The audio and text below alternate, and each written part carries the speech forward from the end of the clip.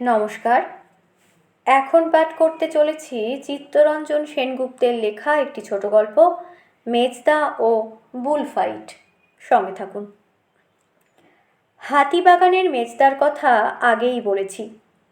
দ্বিতীয় বিশ্বযুদ্ধের সময় বোমার হিড়িকে যে কটি পরিবার কলকাতা ছেড়ে আমাদের এই আধা শহরে এসে আশ্রয় নিয়েছিলেন, তাদের ছেলে মেয়েদের সঙ্গে আমাদের একটা সহজ অন্তরঙ্গতা গড়ে উঠেছিল। মেজদা তাদেরই একজন। আমাদের আধা শহরে আসার পর মেজদা অচিরেই আমাদের দলপতির আসনটি দখল করে নেয়। মেজদাকে আমরা সমীহ করতাম, কারণ মেজদা ছিল কথায় বার্তায় চলনে চোস্ত শহুরে। ওর সুবাদে না দেখা কলকাতা শহরের মনুমেন্ট, গড়ের মাঠ, জাদুঘর, চিড়িয়াখানা সব আমাদের চোখের সামনে ভাসত। মেজদার বোধহয় কলকাতার জন্য মন কেমন করত। সেই জন্য আমাদের আধা শহরটাকে কটাক্ষ করে মাঝে মাঝে আলপটকা এমন সব কথা বলতো যা আমাদের পছন্দ ছিল না।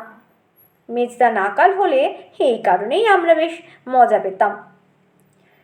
ছুটির দিনে আমাদের আড্ডার প্রধান জায়গা ছিল চৌধুরীদের পাঁচিল ঘেরা বিরাট চৌহদ্দির আমবাগানটা।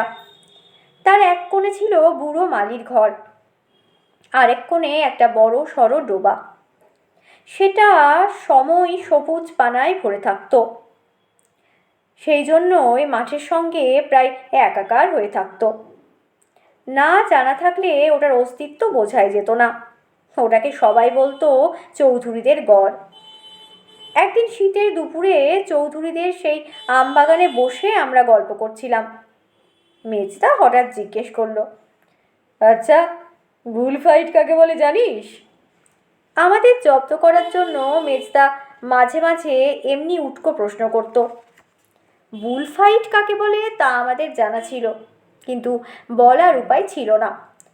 কারণ আমরা যদি বলি বুলফাইট মানে ষাঁড়ের লড়াই, তাহলে আমাদের উত্তরটাকে নস্যাৎ করে দিয়ে মেজদা নির্ঘাত বলবে, কিচ্ছু জানিস না, কক্সকম কোথাকার, বুলফাইট মানে লড়াইয়ের ষাঁড়। অতএব চুপচাপ থাকাই সমীচীন। মেজদা আবার শুধলো, বুলরিং মানে কি? আমরা নিরুত্তর। মেজদা আবার প্রশ্ন করলো, ম্যাটাডোর কার নাম? রেড র্যাগি বা কি জিনিস? আমরা নির্বাক। আমাদের অজ্ঞতাকে করুণা করে মেজদা বলল, এবার কিছুই জানিস না, তোরা এক একটি কক্সকম। বিল্টু মুখ গোজ করে বসে রইল। মেজদা বলল, বুলফাইট মানে ষাঁড়ের লড়াই। আমি বোকা বোকা মুখ করে বললাম, ষাঁড়ের সঙ্গে ষাঁড়ের? মেজদা বলল, না, ষাঁড়ের সঙ্গে মানুষের। তাই বলে ধর্মের ষাঁড় নয় তোমার মতো, রীতিমতো প্রশিক্ষণপ্রাপ্ত বিলিতি ষাঁড়, বুঝলে? বুলরিং মানে রণাঙ্গন, আর রেড র্যাগ মানে ষাঁড়কে খেপিয়ে তোলার জন্য লাল রঙের কম্বল। ম্যাটাডোর মানে হলো ফাইটার। কল্পনা করতে পারিস একটা বিশাল ময়দান, এত বড় যে তার মধ্যে তোদের এই এঁদো গ্রামের মতো 2-5টা গ্রাম ছেঁধিয়ে যায়, চারপাশে অজস্র লোক, আর সেই ময়দানের মধ্যে। বিল্টুর কথাবার্তায় মাঝে মধ্যেই হিন্দি শব্দ ঢুকে যায়। সে ফুট কাটল, বুলফাইট তো স্পেনে হয়, তুমি কবি স্পেন দেশ গেছিলে মেজদা?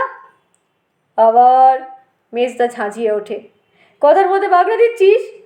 এমন জুজুৎসুর প্যার ঝাড়বো এখুনি। জুজুৎসুর ভয়ে জুজু হয়ে যায় বিল্টু।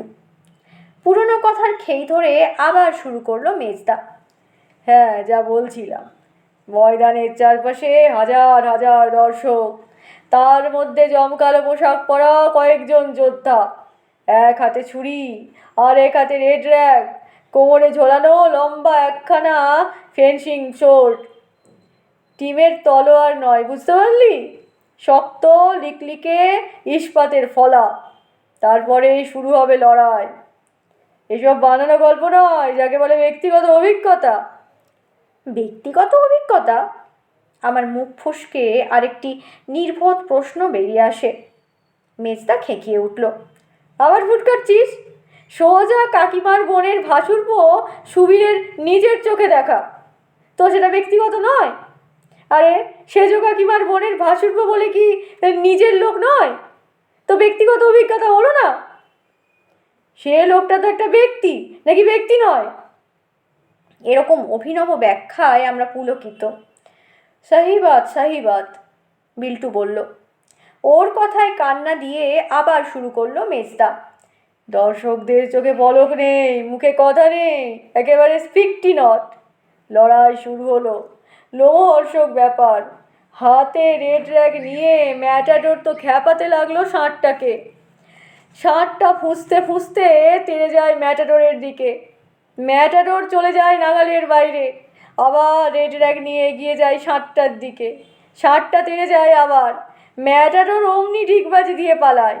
ঘন্টার পর ঘন্টা চলে এমনই প্যাঁচের লড়াই। তারপর আসে চরম মুহূর্ত, যাকে বলে ক্লাইম্যাক্স। তখন কখনো ষাঁড়টা শিং দিয়ে গুটিয়ে ম্যাটাডোরকে শূন্যে ছুঁড়ে দেয়, কখনো ম্যাটাডোর ষাঁড়টার শিং দুটো ধরে শূন্যে তুলে আছাড় দেয়। তারপর কখনো ষাঁড়টা ম্যাটাডোরের উপর, কখনো ম্যাটাডোর ষাঁড়টার উপর, কখনো ষাঁড়টা ম্যাটাডোরের উপর, তো আবার কখনো ষাঁড়টা ম্যাটাডোরের উপর, তো ম্যাটাডোর আবার ষাঁড়টার উপর। আমার কেমন যেন ঘোর ঘোর লাগছিল। এক জায়গায় পিন আটকে বাঁচতে থাকা গ্রামোফোন রেকর্ডের মতো আমার কানে বাজছিল, ষাঁড় ম্যাটাডোর, ম্যাটাডোর ষাঁড়। আমি অস্থির বোধ করছিলাম।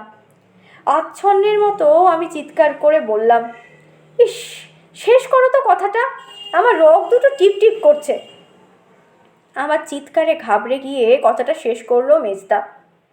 এইভাবে ম্যাটাডোর ষাঁড়টাকে ক্ষতবিক্ষত করে মেরে ফেলে, মানে শোরটা ষাঁড়টার কুঁজে আমূল বিধিয়ে দেয়। আমি স্বস্তির নিঃশ্বাস ফেলে বললাম, অথবা ষাঁড়টাই মেরে ফেলে ম্যাটাডোরকে। বিল্টু বলল, যা বাবা, শুনে শুনে দম বন্ধ হয়ে গেছিল, এতক্ষণে থামলো। মেজদা বলল, হ্যাঁ, দম বন্ধ হয়ে যাওয়ারই কথা। তোদের এই পোড়া দেশে না আছে কোনো রোমাঞ্চ, না কোনো থ্রিল। ভাবছি ও দেশে জন্মানোই ভালো ছিল। মেজদা এমনভাবে কথাটা বলল যে কোন দেশে জন্মানোটা যেন ওর ইচ্ছাধীন। ঠিক সেই সময় পাঁচিলের ধারে কি যেন দেখে আঁতকে উঠল বিল্টু। ওই দেখো মেজদা। কি? থ্রিল। আমি আর মেজদা একসঙ্গে পাঁচিলের দিকে তাকিয়ে দেখলাম চৌধুরীদের বিরাট রাম ছাগলটা শিং উঁচিয়ে তেড়ে আসছে। ওর একরোখা ভঙ্গি দেখে আমি লাফিয়ে উঠলাম, আরে বাবা, এতে তেড়ে আসে? বিল্টু বলল, আবার কামড়ায়ও। তাই নাকি? মেজদা অসহায়ের মতো আমাদের দিকে তাকালো। ছাগলটা তখন আমাদের কাছাকাছি পৌঁছে গেছে। আমি আর বিল্টু ঝট করে কাছের বড় আম গাছটার ডালে চড়ে বসলাম। বিল্টু চেঁচিয়ে বলল, মেজদা, ওই বরকা পেটটার ডালে চড়ে বসো, নইলে বকরাটা তোমার পিলে ফাটিয়ে দেবে। ছাগল আর মেজদা তখন মুখোমুখি, দুজনেই দুজনের দিকে বাঁকিয়ে তাকিয়ে আছে। কুস্তির আগে ঘাড় বাঁকিয়ে তাকিয়ে থাকা যাকে বলে, একদম পাঁয়তারা কষার ভঙ্গিতে। তারপর ছাগলটা ডান পা তুলে মাটির উপর ঠুকতে লাগলো, দ্বন্দ্বযুদ্ধে আহ্বান জানানোর মতো। তারপর চোখের পলক ফেলতে না ফেলতেই দেখলাম মেজদা ছুটছে, পিছু পিছু শিং উঁচিয়ে ছুটছে রাম ছাগলটাও।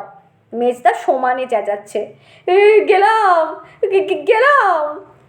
ডালের ওপর থেকে বিল্টু চেঁচিয়ে বলল, অমন ষাঁড়ের মতো চেল্লাচ্ছ কেন মেজদা? বকরাটা তোমাকে একটা থ্রিলের মৌকা দিচ্ছে, আর তুমি কি না? তুমি বরং ছাগলটার ওপরে একটা জুজুৎসুর প্যাঁচ কষে দাও মেজদা, আমি বললাম। দেখবে ছাগলটা ইঁদুরের মতো পালাচ্ছে।